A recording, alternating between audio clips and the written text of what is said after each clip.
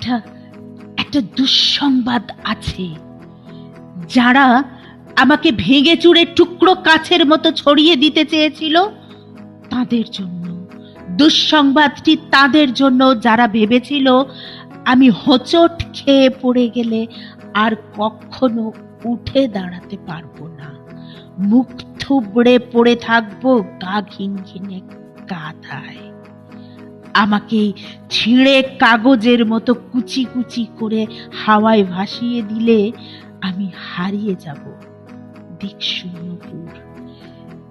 যে আমাকে টেনে হিচড়ে নামিয়ে দিতে চেয়েছিল অতলান্তিক বিষাদ সমুদ্রে, ডুবিয়ে দিতে চেয়েছিল এক পৃথিবী বিবমিশায়, যে আমাকে অযুত রাতের কান্না লিখে দিয়ে বুকের ভেতর খুঁড়ে দিতে চেয়েছিল শ্যাওলা জমা স্যাঁতসেঁতে এক মজা পুকুর, যে আমাকে দুঃখ দিয়ে পুড়িয়ে শেষে উড়িয়ে দিতে চেয়েছিল ছাইয়ের মতন, তাদের জন্য দুঃসংবাদ, একটা দুঃসংবাদ আছে।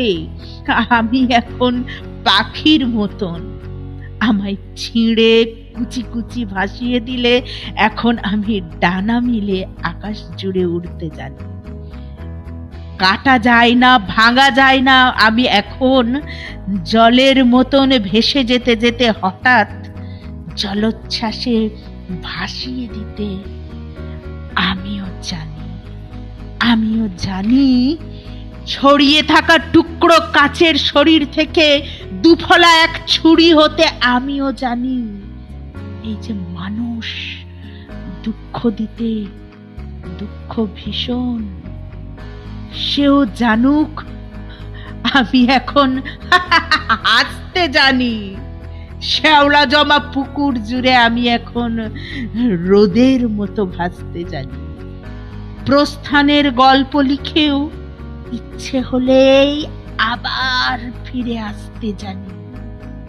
আমি এখন পুড়ে যাওয়া ছায়ের ভেতর জেগে ওঠা এক ফিনিক্স পাখি।